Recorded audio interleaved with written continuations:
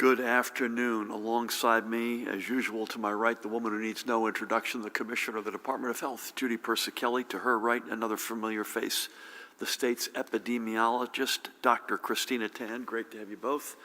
To my far left, and another person who needs no introduction, the Superintendent of the State Police, Colonel Pat Callahan. But we're also joined today, and we welcome her back, by the Commissioner of the Department of Children and Families, Christine Norbert Beyer. We also have Chief Counsel Paramel Garg, and a real treat to have First Lady Tammy Murphy in the House. Back to Christine. I've asked Christine to join us today as we know that numerous children and families continue to live under tremendous stress caused by the past 19 months. We know that even while COVID itself is a real threat to physical health driven by a highly transmissible virus, the pandemic has also set in motion myriad social factors that have greatly impacted many residents' mental health. These mental health challenges are impacting New Jerseyans of every age, of every race, and in every socioeconomic group, and in every community. And we know, too, that these challenges are particularly jarring for our kids, who in some cases may not only be more susceptible to social isolation or other factors, and who are themselves going through a stressful period with their return to school during a time of a continued global pandemic, but who may not also have the tools to combat what they are feeling. The Department of Children and Families has seen a recent increase in the numbers of calls received by its Children's System of Care hotline. These calls are covering a whole host of mental health issues and triggers, but unsurprisingly, many of these calls are coming early in the morning from parents concerned with the signs of stress their kids are exhibiting as they prepare for their school day.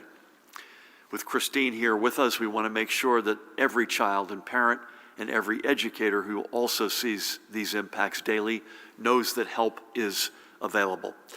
Let's start with a simple truth. It is okay to not be okay. We have put together a new page on our COVID Information Hub with a wealth of mental health support resources for youth, for parents, and for educators. This all can be found at that website, covid19.nj.gov/youth-help, covid19.nj.gov/youth-help. Moreover, and as a whole, our administration has invested more than $100 million into the Children's System of Care Network. There are multiple resources available, and I've asked Christine to be here to talk us through all that the department and its partners can provide. So to you, Christine, and to your entire team, I thank you on behalf of all of us for all that you have done to help protect our kids and their families over the past 19 months. And the job is not over, but it has been exceptionally well done. And again, thank you for being with us. Now moving on, let's get to today's numbers. We'll start with the latest vaccination totals. And over the past several days, we've noticed an uptick in the number, bottom number, of Pfizer shots for additional doses and boosters.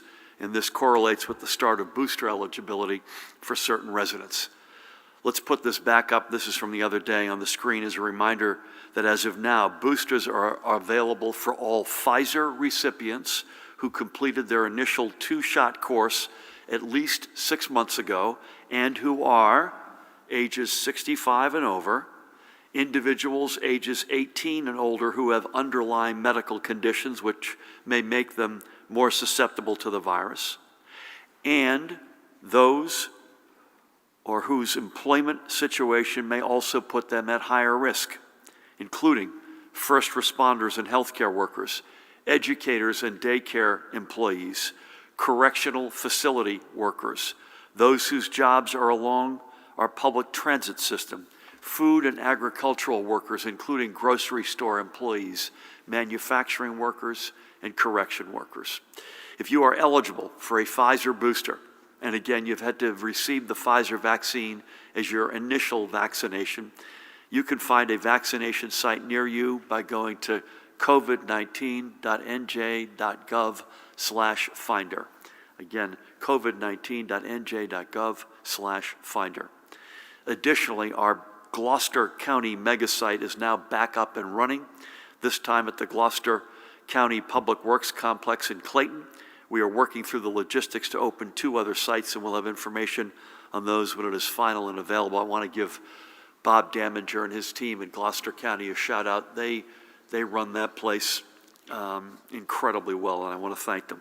And we've worked closely with and directly with county health officials and our healthcare networks to, no pun intended, boost capacity statewide. Now back to the numbers. These are the newly reported positive test results. It's good to see the rate of transmission back below 1, but let's all work to keep it there. I should note that yesterday we crossed the threshold of 1 million positive PCR tests going back to March of 2020. That's roughly 1 in 9 New Jerseyans. I don't think any one of us could have imagined hitting that number back 19 months ago, but here we are. And reaching it should be a reminder of the importance of not just getting vaccinated and reducing your overall chances of contracting the coronavirus, but also of the importance of continuing to keep up the practices that have so far gotten us through this pandemic, including masking, keeping social distancing, and just using our common sense. Additionally, we have an update on the number of cases traced to in-school and in-classroom activities. This update runs through this past Monday, September 27th. Today, we are reporting a total of 39 outbreaks statewide, amounting to a total of 219 cases, 37 among educators and other school staff, and 182 students.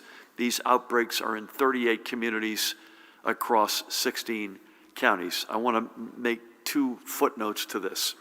I should note that there is one outlier this week, and that is an outbreak in Passaic County that has impacted 50 students, but Judy, as far as I know, 0 staff.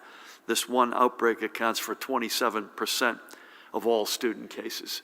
And secondly, as Judy may refer to as well, there's a lot going on right now in Toms River, and Judy and her team are working with the local health folks to get more clarity on exactly the source of what appears to be a fairly large-scale outbreak.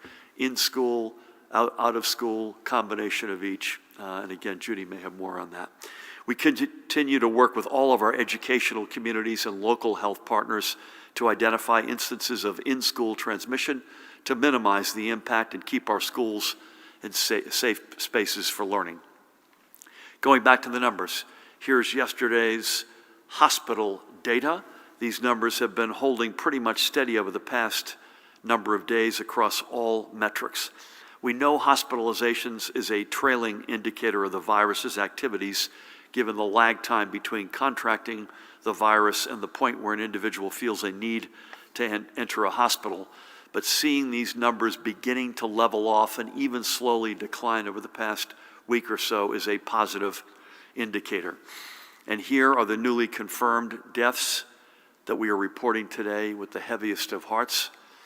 And now, as is our practice, let's remember 3 more of those we have lost. We'll start along the Jersey Shore in Spring Lake, which was home for 63 years to this guy, Dr. Yuri Parkhill. He passed away on January 19th. He would have turned 99 years old in April. An Illinois native, he was a member of our greatest generation, a graduate of the 4th Infantry Regiment Parachute School at Fort Benning, Georgia, and an Army Small Arms instructor. He eventually served in Europe at the Supreme Allied Headquarters for the Allied Expeditionary Force, which was under the command of General Dwight David Eisenhower. He went to medical school after the war, spending a year of residency at what is now Jersey Shore University Medical Center. He would return there 6 years later to become an attending surgeon and worked his way up to being vice president of medical staff. He was a member of the numerous medical societies, both professional and honorary. He was also a member of the Spring Lake Golf Club, where he spent many of his retirement days with friends. Yuri was predeceased by his beloved wife of 68 years, Mildred, in 2018, and wouldn't you know it, she was a nurse, and also by a son, John, who died at a young age of a heart attack. He is survived by his and Mildred's remaining children, Anne, Mary, Pat, and Michael, and I had the great honor of speaking with Michael on Monday, and their families, including grandchildren, Becky, Margaret, Michelle, Kimmy, Jack. He's also survived by John's children, his grandchildren, John, Gabrielle, and Victoria. Yuri also leaves 4 great-grandchildren. We thank Yuri for his service to our nation and for all he did for the health of the countless people he tended to throughout his career. May he be remembered fondly, and may God bless and watch over his memory and the family he leaves behind. Next up, we remember a member of the family at the New Jersey Department of Labor, this guy, Tim Mendick, who we lost 2 weeks ago on September 14th at the age of just 47. A resident right down the block of Hamilton and right here in Mercer County, Tim spent 22 years with the department's Division of Workers' Compensation, a constant presence who stood tall through myriad changes. He was a founding member of the division's technical support unit, a creator of the case tracking system, and one of the folks whose job it was to keep critical information networks up and running. He was not just respected by his colleagues for his expertise, he was loved by them for everything he brought to their lives. Tim was a talented artist who found beauty in pretty much everything he saw. He often carried a pencil to sketch whatever struck him, whether it be wildlife on a walk or a classic car on the street. His greatest joy, though, came from his family, who he leaves behind.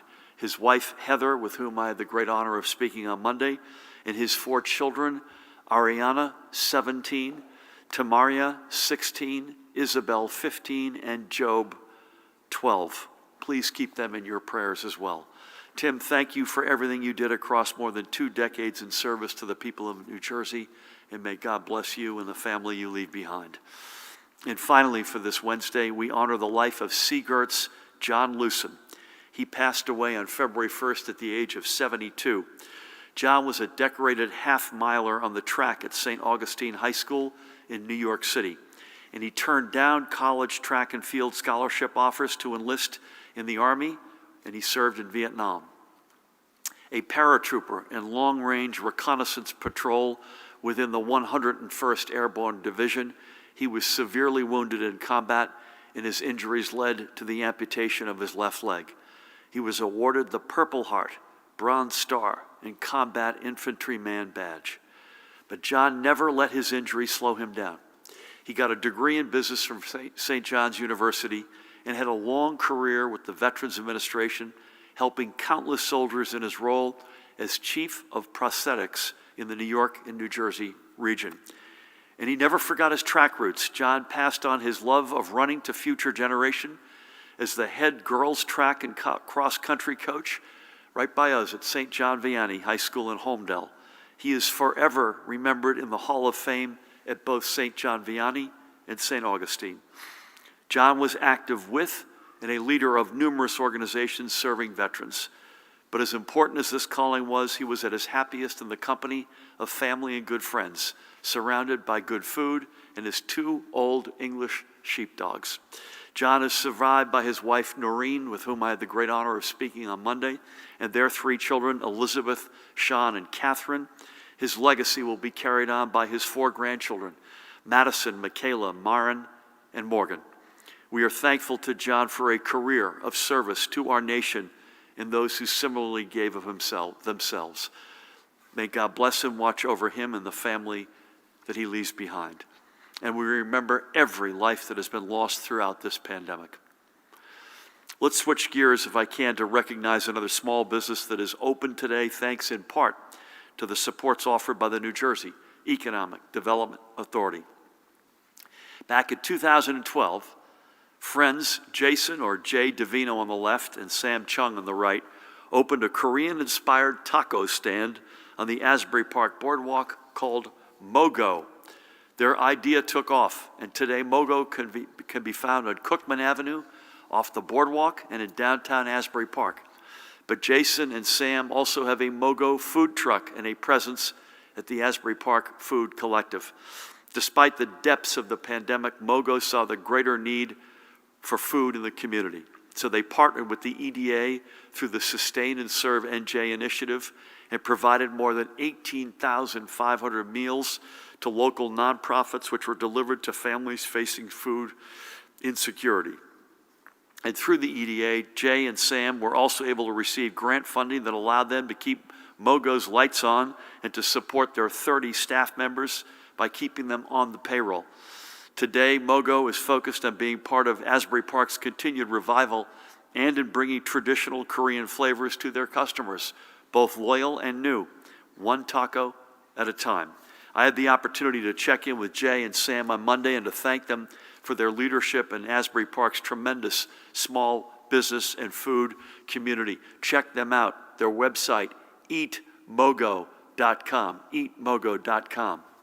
And one final note from the Economic Development Authority, that the first round of supports for small businesses impacted by the recent floods is getting approvals today. That these first approvals under the Ida Henri Business Assistance Program are being granted less than a month after the remnants of Hurricane Ida flooded downtowns and wreaked havoc across most of New Jersey is a testament to the EDA's commitment to our small businesses. And these won't be the only approvals, as additional grant awards will be forthcoming as the EDA staff works to get assistance into the hands of deserving business owners. So to Chief Executive Officer Tim Sullivan and his team, we say thank you.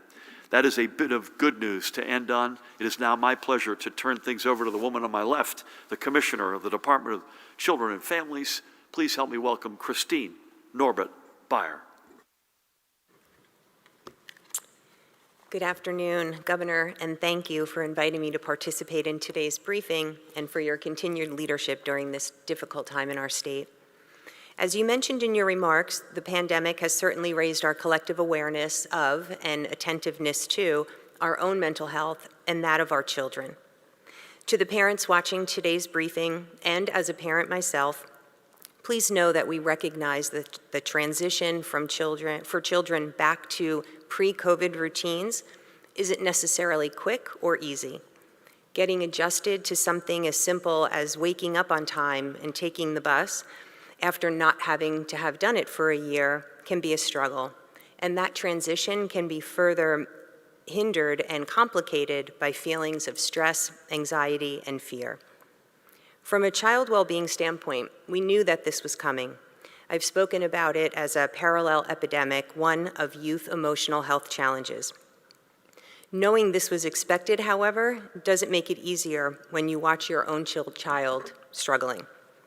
And while the COVID-19 public health emergency has created new and unprecedented challenges to our safety net, we planned for this in the budget. Thanks to the governor's support and that of the legislature, our provider network of youth behavioral health services has the resources, the skill, and the capacity to help youth and their families when it's needed. Our children's system of care provides a wide range of services to meet a wide range of behavioral health challenges. These services are based in the community, local, and convenient to families, with many offering telehealth options. As we near the end of the first month back in school for the 2021-22 academic year, we know that some children are having a hard time transitioning back to in-person education, and many are experiencing emotional and behavioral challenges. As the governor referenced, call volume to the Children's System of Care hotline for the first few weeks of September 2021 has increased over the same period from 2020. The greatest percentage of calls are being made by parents, while we are seeing a slight decline in contacts from other caller types, such as healthcare professionals and law enforcement. Mobile response and stabilization services dispatch volume is at a level that we typically see in October rather than September. It's actually a 30% increase over usual demand in September. And again, as the governor mentioned, we're receiving more calls in the morning, with parents indicating an increase in school refusal or avoidant behavior. Typically, we see this data trend in October focused more on challenges occurring during or after school hours or related to behavior in school. The good news is that parents are reaching out and being connected to help. We know that many of the challenges being reported can likely be attributed to feelings of stress, anxiety, and grief caused by the pandemic. And as the governor said, it's okay not to be okay. But we want parents to know, if they don't already, that help is available and it's a phone call away. If your child is experiencing prolonged stress and anxiety, parents can call the New Jersey Children's System of Care at 1-877-652-7624 and ask for help. Specifically, some of the signs of more serious behavioral health challenges may include prolonged or recurring opposition and aggression, property damage and disrespect, feelings of anxiety or depression, a pattern or prolonged lying or fighting, stealing or substance use, or running away or engaging in acts of self-harm. In addition to our existing resources, we're excited to join with our partners in state government to announce a one-stop web tool for parents, for youth, and for educators to walk them through the resources available and destigmatize the need to seek help. If you're feeling overwhelmed, please know that you can ask for help. The Second Floor program provides options for youth to reach out themselves through phone, text message, or online messaging board when they feel they need to connect with someone about their problems or worries. Tweens, teens, and young adults ages 10 to 24 can call 888-222-2228 or visit secondfloor.org. You can also text NJ to 741-741 to access the crisis text line. Again, services are available 24/7, and counselors are ready to assist you whenever you need. Together, we'll get through the crisis stronger than before. Thank you. Christine, thank you. Again, great work. In addition to those two ways to get help, covid19.nj.gov/youth help is a one-stop shop. I'm proud particularly to say with the First Lady here that we are, along with 180 Turning Lives Around, the founders of the Second Floor, although we no longer are involved, but it's changed and saved an enormous amount of lives. So, Christine, thank you for everything you do and your team. Please help me welcome the woman to my right, who needs no introduction, the Commissioner of the Department of Health, Judy Persicelli. Thank you, Governor, and good afternoon. As I have said during these briefings, vaccination is the most critical tool we have to fight this virus, which has already had such an unprecedented impact on our state. More than 1 million positive PCR tests of COVID-19 have been reported in New Jersey since March 4th, 2020. Unlike earlier in the pandemic, when New Jersey got hit first and very hard, we now have an effective tool to reduce the spread of the virus in our state. The science could not be clearer. Vaccines work. They are the path out of this pandemic. 83% of eligible New Jersey residents 12 years and older have received at least one dose, and 60.1% of 12 to 17-year-olds have gotten a shot. Some counties are reaching higher rates than the state average. For example, in Hudson County, 82% of 12 to 17-year-olds have received at least one shot, and here in Mercer County, that rate is 73%. We must all take a concerted effort to get more young people vaccinated. Approximately 219 cases have been linked to 39 outbreaks in our schools. I urge parents to schedule an appointment for their children.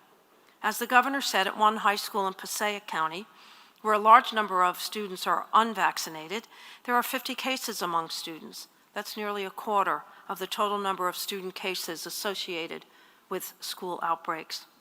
As the governor explained on Monday, these data track the number of outbreaks and cases which have been traced back to in-school and in-classroom activities. We are aware of additional cases among students and staff that are still under investigation. For example, in Toms River School District, they are reporting 218 confirmed cases among students and 33 cases among staff since the beginning of the school year, and that they are reporting that 864 students are in quarantine. These cases are still being reviewed, and the local health department is working with the school district to determine mitigation efforts.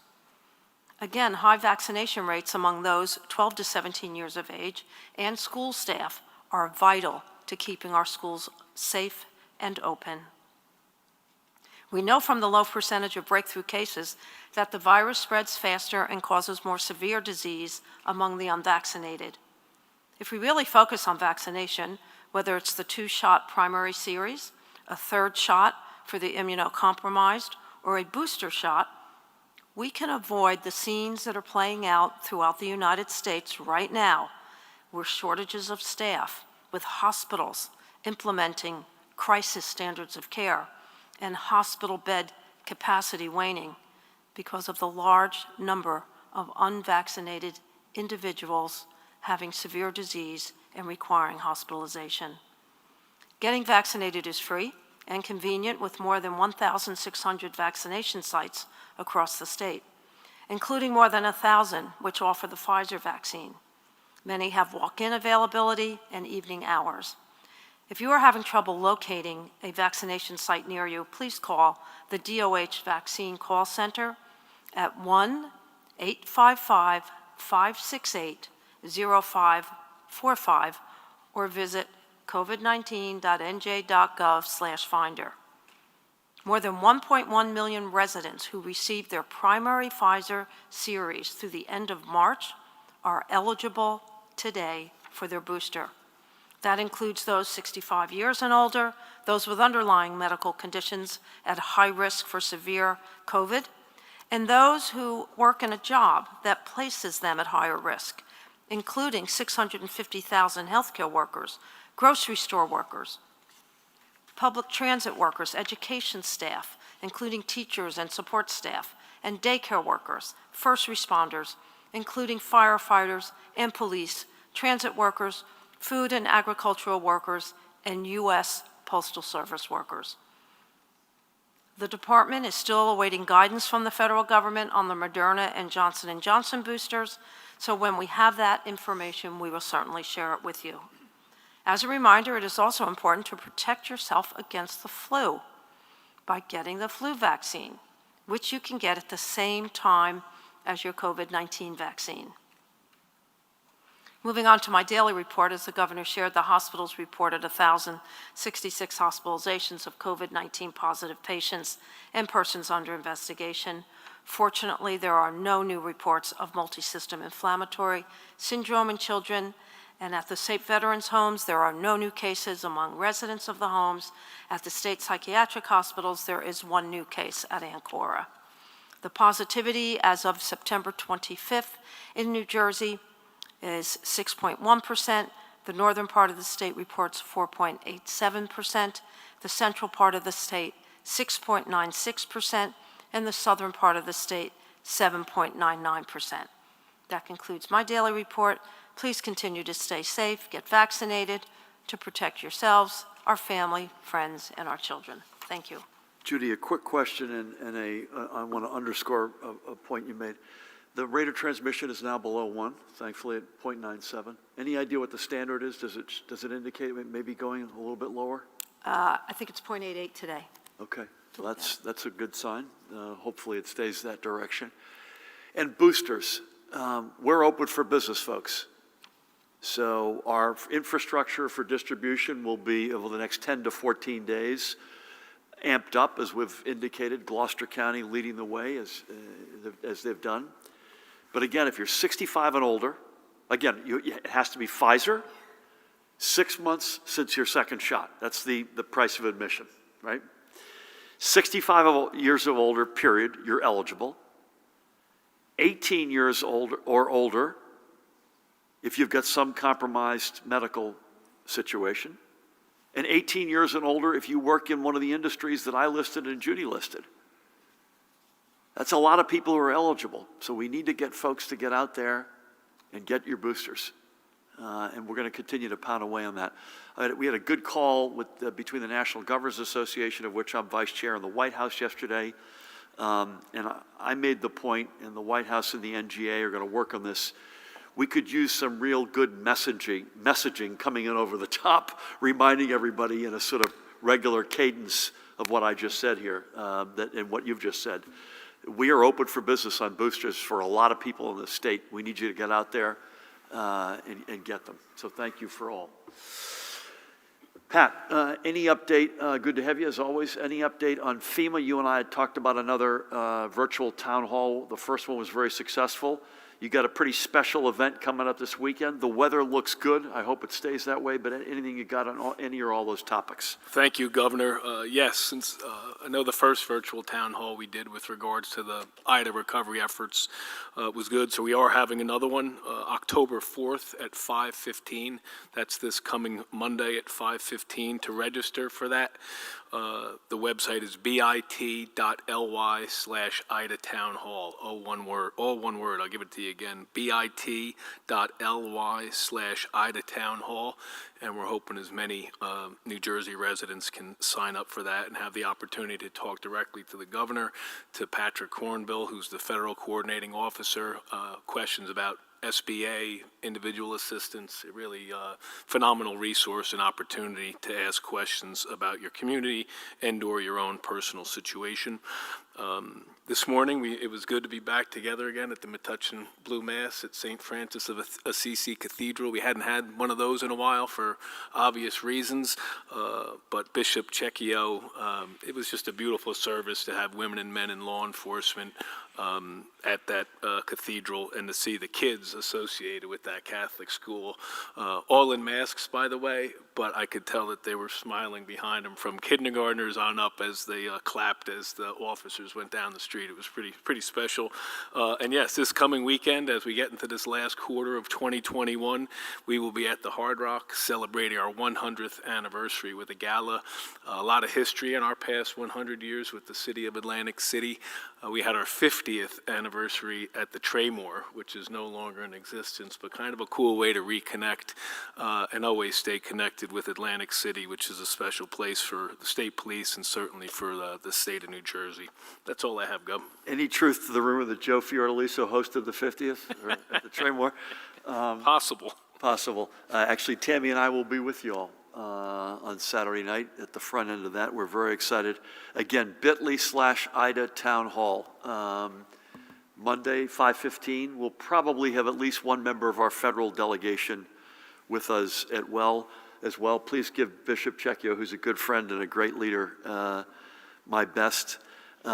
And with two other quick points, with Tammy here, I want to reiterate that the New Jersey Pandemic Relief Fund continues to do extraordinary work. njprf.org, njprf.org. Judy, I meant to say one other comment. Back to your comments about Hudson and Mercer and their great work with youth. I remember early on, folks were, saying, "Gosh, Hudson and Mercer were examples of folks." They said they weren't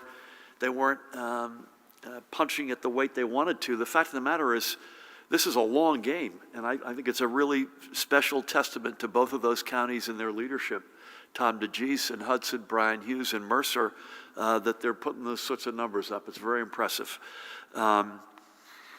And again, back to Christine, covid19.nj.gov/youth help.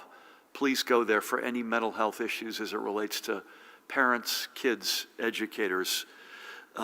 We will be, Jamil's got the mic. We're going to start over here with Matt, and we're going to stay in the cadence that we've been in, and at least for the next couple of weeks, which is a Monday, Friday here live, and if that changes, some combination of Alex Altman or Dan Bryan or others will get a hold of you. So with that, Matt, welcome.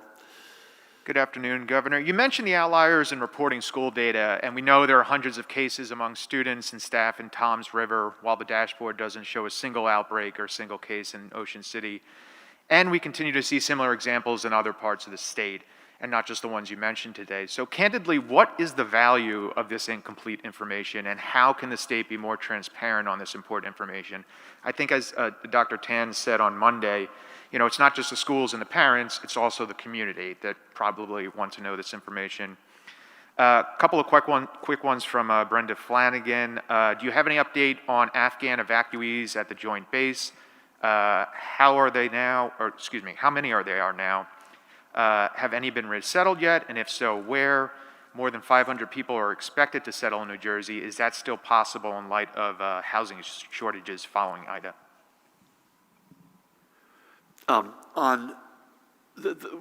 I'll start here, and Judy and Tina should come in.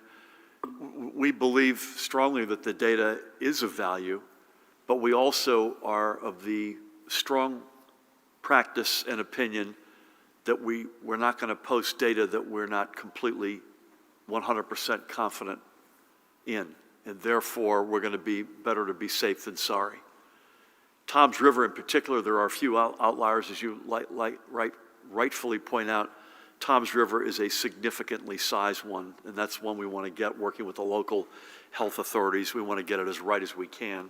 And by the very fact we're talking about it, we want to make sure folks know that we're aware and that we are doing everything we can. I'll let Judy and or Tina come back on that, but the information has value, but we also are not going to put incomplete information up. I think we owe, I don't know, I've lost Dan, I'm not sure where he is, but Alex, I think we owe an Afghan refugee update in a more comprehensive way.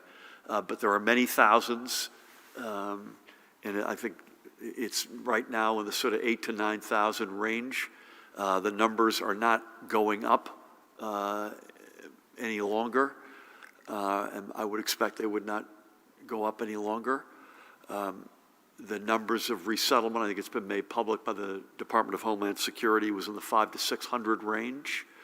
I think there's been very little progress on that actually happening yet, but I think we'll come back to you if we can, either offline or maybe at this table, but at some point soon to give a comprehensive update, if I could ask Alex.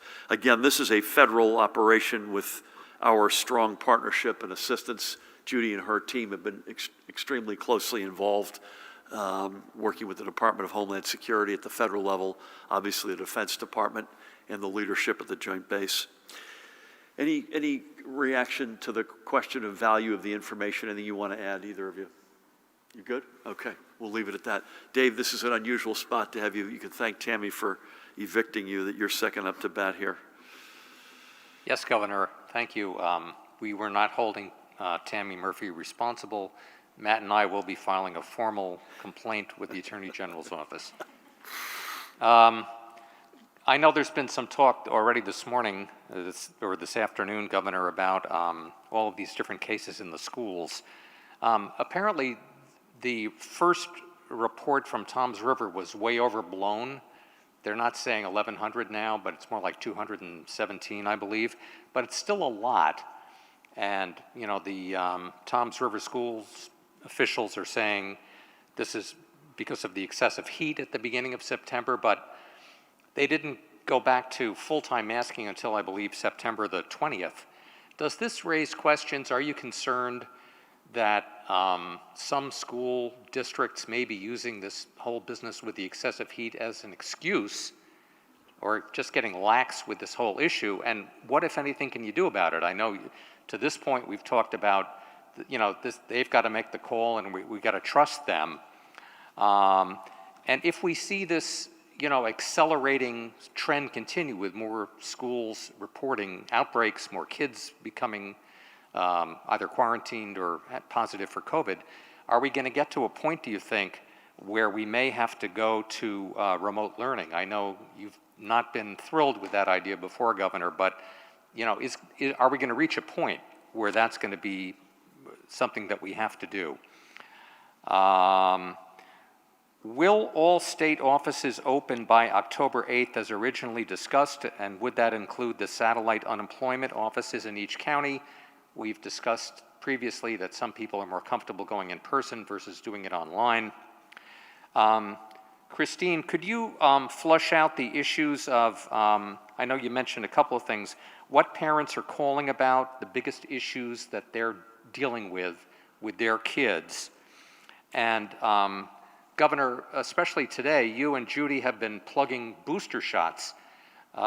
Initially, the concern was there would be a supply-demand imbalance. We wouldn't be able to get to everybody right away. Are we seeing the opposite situation where booster shots are being available, but people are not making appointments? I know we checked yesterday, and all over the state, the appointments were wide open at a number of locations. And if this is in fact what you understand is happening, is this concerning? Thank you. Thank you, Dave. I will make some comments and ask both Christine and Judy to weigh in. So on the Toms River specific case, bear with us because we're still trying to get our arms around it, working with the local health authorities. And any kid who's sick, we need to keep in our prayers, regardless of whether or not districts were or were not playing fast and loose with masking policies. Most importantly, please God, these precious little kids get well and get well fast. Again, these are not specific to Toms River, but the evidence is overwhelming that masking, and you saw this the other day, the CDC, the study in Arizona, 3.5 times more likely to stay safe and healthy if you're wearing. And by the way, it brings us no joy to require this, but it is quite clear it's needed, and it keeps kids and the educators and staff healthy. And so we're going to stay on top of that. Again, those comments are general, not specific to Toms River, because I don't want to give half information here. Before I continue, Alex reminds me that I misspoke and said Monday and Friday. I meant Monday and Wednesday. We're going to stay with the same cadence next week of Monday and Wednesday at 1 o'clock. And remote learning, back to the educationals, that is a last resort. We just don't, the learning loss we know is overwhelming. The mental health impacts we know were overwhelming. We do that only as a last resort because we believe. Again, the great news is the bad news is we have over 600 districts. The good news is we have over 600 districts, and we're able to make moves depending, as Tina said the other day, what it looks like in that community that, say, a New York City cannot do. And I'll invite Judy or Tina to come in on anything behind on that. You said October 8th. I believe state offices, it's October 18, not the 8th. Will it include the regional unemployment offices as well? October 18th is the date by which all state workers will be working in person, but I'll defer to the MVC on specific locations. We'll come back to you on that. And by the way, many are already there. That's the latest by which date. I'll come back to Christine in a second. I think the way you framed your question on boosters is accurate. We do not have enough demand right now relative to who's eligible. We have more supply than demand, and that's got to change. And it needs to change. The CDC would not have recommended this unless it felt strongly that this was the right public health step to take, which is why I raised with the White House, as I mentioned yesterday, we need help. We're going to be working on this, but we need over-the-top national help that would impact us clearly with the messaging as to who's eligible and why you need to do this and why it makes sense. Would you concur with that, Madam Commissioner? Christine, actually, before we go to Christine, anything else you'd say on the schools front? Tina, we got to get your money's worth here, please. So, it's definitely our goal in public health to keep the schools open as well and to keep children in school for the whole host of reasons that have been emphasized again and again on these pressers. And it's a real testament to our school nurses, to our local health departments, that when they do identify cases in schools, that they work really diligently in terms of, identifying contacts and isolating and doing what we've typically done. Just wanted to make a plug to try to help the school nurses and the local health departments. That's really important as parents to please cooperate. Please have your students cooperate with the school nurses, with the local health departments, because their goal is not to try to keep people out. Their goal is to try to identify, where there might be some risks. And, there is some flexibility in terms of, identifying, options for, how to implement different mitigation measures within these schools that don't necessarily have to require tons of kids being quarantined. So please encourage parents, students, please cooperate with your school nurses, cooperate with your local health departments, because that makes everything much easier. Well said. Judy, you good? Christine, what sorts of issues are coming in on the phone? So as we see an uptick in the calls, we start digging into our data to see if there's any patterns or things that we need to be addressing that we're not. And so we are seeing greater call volume in the morning. a lot more mobile response dispatches out to homes at that time of the morning. It's something that, has not happened to this extreme before. But the specific reasons why that's happening, I don't have answers on that. I can tell you, we do know that mornings and dinner time are typically high activity times in homes, and so there's a lot more stress when people are trying to get their kids up and out the door, get on the bus, or as they're eating breakfast. And I think a lot of families have not been in that routine for a long time because of the remote learning. And so now, we are seeing increases in anxiety and depression in young people, and some of that I think we can attribute to them having been home and in isolation, and so now having them to try and get back into school and restart those patterns, I think we're just seeing some challenges. I wonder if we could, Alex, put the slide back up that had some of the signs that Christine talked to. Can you all find that? Just everyone take a quick look at this list here. And this is in the vein of a kid themselves, a parent, an educator may not know for sure that there is a mental health source issue with a child, but this behavior, Christine can give them a sense as to a reason to raise their hand and make a call. That's right. And I think what's important also is when we're thinking about, what's on this list here, that it's prolonged, that it becomes a pattern. We're not talking about children who have a difficult time getting up one morning or just tired and they were up late, the night before. Or even that, parents have a conflict. Some kids don't like to get up and get on the bus early, but if it's prolonged, if you're seeing significant changes in your child's behavior, you're starting to believe that maybe they're lying more, they're fighting, they're having more conflicts with peers or with siblings, starting to just do things that would be out of character or are extending for long periods of time. Well said. Thank you for asking. We go back to the base slide. Joey, good afternoon. Good afternoon, Governor. So really quickly before my main questions, I just want a clarification. You said that 1 million positive PCR tests means that 1 in 9 New Jerseyans has gotten COVID. Does that mean that the positive PCR test number doesn't include people who tested positive multiple times, like who got COVID multiple times or tested positive multiple times during one bout? Do you happen to have that? We'll come back to you, but I think it probably does include that, but we'll come back to you. Okay, cool. Thank you. So then, longer questions. You signed a ballot question this summer legalizing college sports betting, but a poll this morning showed it narrowly losing. What is your current stance on that question, and do you plan on campaigning for or against it at all? The poll this morning said what? It showed it narrowly losing, like 45 to 40, the ballot question. With early voting fast approaching, are all the proper systems, workers, and logistics in place? Do you have complete confidence that early voting will work? And finally, I'm going to press you on something that I asked you yesterday. How firm is your pledge against new taxes? If a bill were to come to your desk full of policies you support but includes a tax increase, would you sign it? Thank you. I have no insight on the college sports betting poll. Paramel's a big gambler. He may. Just a quick clarification, that question went directly on the ballot. The governor didn't have to sign it because it was done through a legislative resolution. But no insight on that. Early voting, I think Secretary of State Tahisha Way, the 21 county clerks, our respective teams feel good. It starts on October 23rd. This is a big thing for New Jersey. I'm glad you asked it because this is the first time we've ever had it. 9 straight days, October 23rd through the 31st. But Paramount, anything you want to add to that? You good? Okay.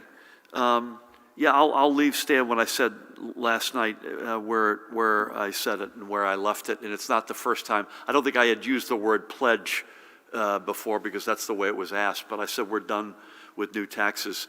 What I didn't say last night is I hope taxes go down. Not only do I pledge no new taxes, I want them to go down. And one big example is getting the darn cap on the SALT deduction lifted, which we will continue to fight until we get it lifted. Thank you. And we'll come back on the poll front. We'll come back to you. We may want to do, that's another update that we may want to do for folks as well. I think a quick sense of where things stand, I think would be good, because we want to get, I don't care what party you're in, I don't care who you vote for, getting as many people enthused about that October 23rd date is a good thing for democracy. Thank you. Alex, good afternoon. Good afternoon, Governor. For Dr. Tan and Commissioner Persicelli, so do you not have any evidence that the outbreak in Toms River was caused by the lack of masking? Do you just not know, or is there no evidence to support that as of yet? How many schools are affected by all these cases, or all the cases at one school or another? And Commissioner, I'll ask you, do you believe that the district used the excessive heat exemption in good faith, or do you believe they were trying to find a loophole around your rules? For Commissioner Beyer, I'd like to know where you come down on whether or not masks affect social development in children. Do you believe it's appropriate to mask 2-year-olds like Governor Murphy's order for daycares? For you, Governor, I have an unemployment question. I talked to DJ Brendan O'Neill. He was doing pretty well before the pandemic. Obviously, things got shut down once the pandemic hit. When he applied for unemployment, he was classified as a gig worker and got a $250 per week benefit. Is this an issue? Is this something that has happened to other gig workers? Because it was a fairly small amount for him, and it was really difficult for him to get by. And he wants to know, is there any compensation for folks like him? Folks who tried to work during the pandemic, worked when they could. You announced the Return and Earn program earlier this week. Is there going to be any sort of benefit for employees or employers for folks who kept working through the pandemic as opposed to were laid off or not entering the workforce? And then finally, I just want to ask you, you said that you're not going to raise taxes. You made that pledge during the debate. You said you want to lower taxes. What are you doing right now to lower taxes in New Jersey? I think, Judy, with your blessing, we're still trying to get to the ground of the Toms River experience. So I want to defer on that. I don't want to just willy-nilly call. The most important thing is here, it sounds like there are a bunch of kids who are sick. So that's most importantly, let's get them healthy, keep them in your prayers. We know masking has a big impact on the general public health reality. But I don't think we have any evidence on any of the questions you asked, whether it was yet, I should say yet. And I don't want to, I think it would be wrong of us to get into a half-baked discussion. Are you okay with that? Let's come back to you, Alex. And I promise you, obviously, this is a big school district, and it's something that we're very focused on, all of us, including yours truly.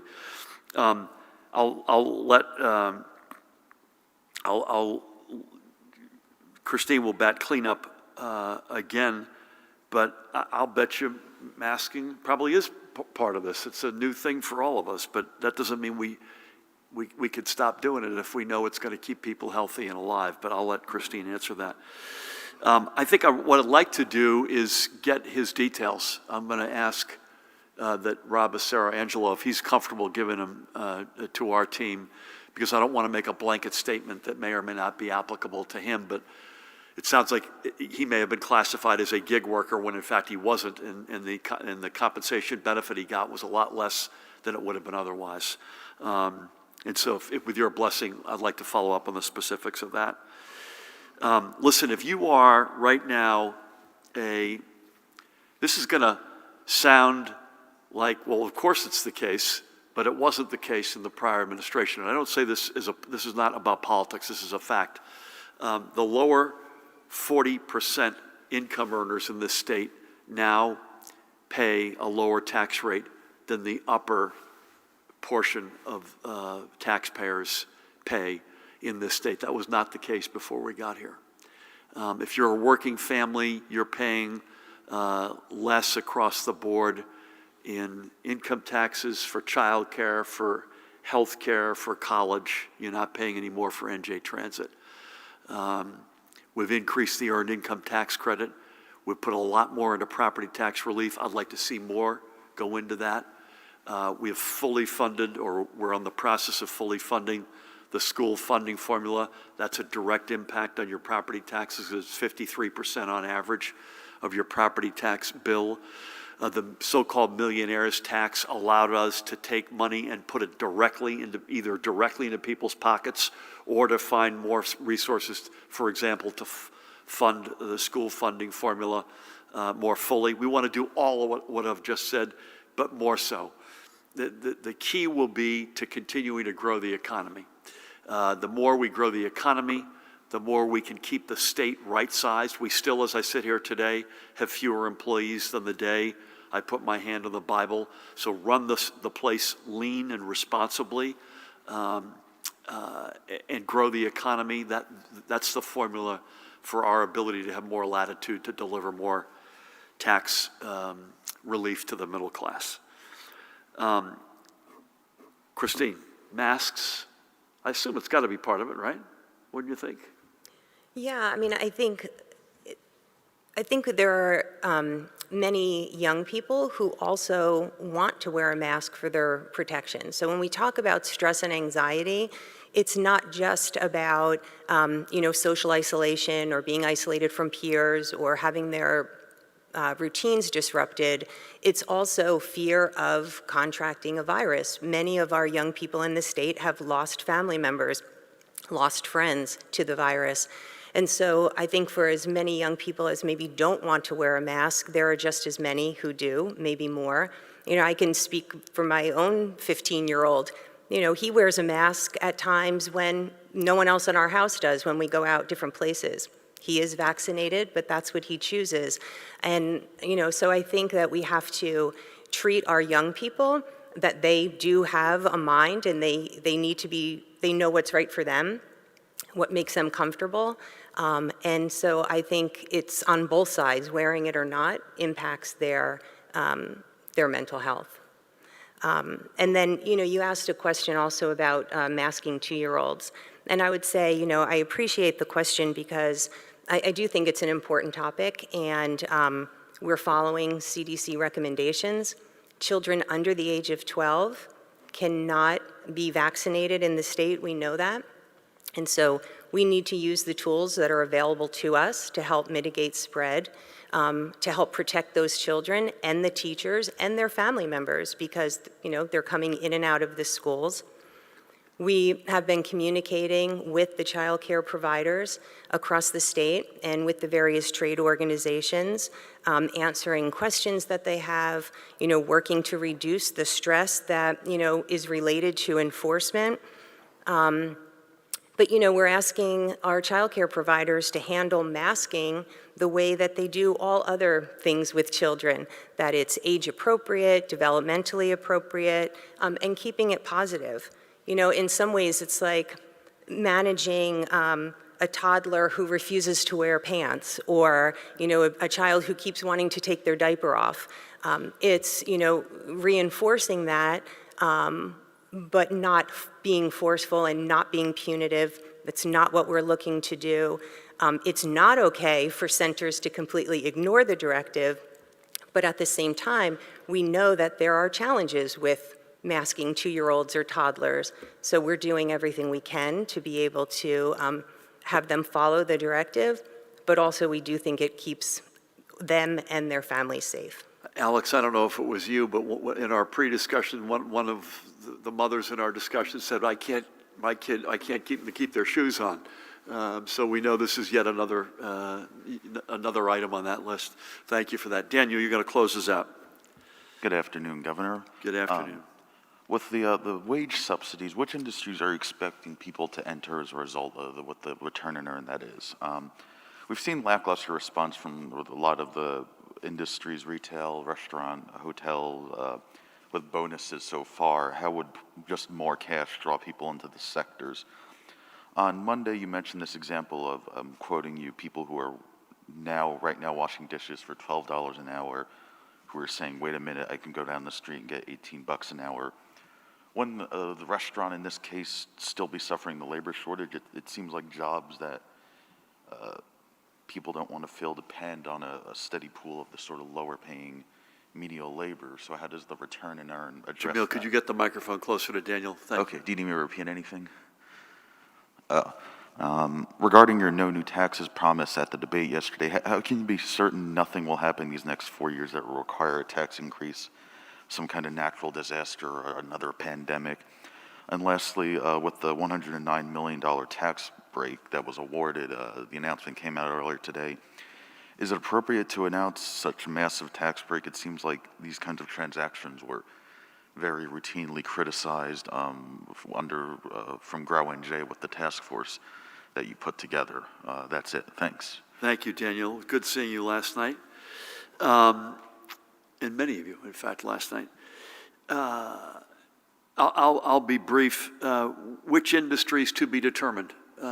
We think cash on the barrel alone would have a lesser impact than the incentive to add a workforce development, upskill training element to the package, which is why we like this model. We're also, I use the word pilot. We're going to see how this works. We want to make sure that we don't overshoot this and think it's going to have a much bigger impact than it does. I'd rather see proof of concept before we open this up at a larger level. I'll leave aside which industries, but I would hope it's overwhelmingly, by definition it will be, but this is a small business writ large, by definition 100 or fewer employees. And you're absolutely right, that dishwasher who says that and leaves their job without having that next job, but with a confidence that the market will bear a higher wage and maybe a higher skill, higher value-added skill to that job, that creates a shortage without question. So the question is, can we, I believe this works its way out over time. I've said that for since the beginning of the recovery that we saw in earnest in the late spring. We kind of knew this was going to happen. The seasonal piece of it added an extra element of challenge, but I believe ultimately we get through this. But let's see how this program goes. Nothing new to add on the no new taxes. It is what I said last night and what I have been saying. We're done with that, and that should show a confidence that we have a really bright days in front of us. Very big deal announcement related to that, your last question, and I'm going to have a lot more to say about that tomorrow. So bear with me. So on behalf of all of us, Judy and Tina, thank you as always. Pat, as always. Christine, it was a real treat to have you here. Paramel, Alex, Jamil, everybody, well done. Again, I misspoke earlier. We'll be back with you Monday and Wednesday, unless you hear otherwise. I think we'll keep it that way. Bear with us as we run some of these school district cases to the ground to make sure we get this exactly right. We do know what works. You know, the tragedy of a year and a half ago was this thing came out of nowhere and clobbered the world, including New Jersey. The tragedy was we had no playbook. We were scrambling to develop that playbook each and every minute of every day. The tragedy of someone getting sick today, or God forbid, passing, is a different one. We have the playbook. We know exactly what works. We know that vaccinations work.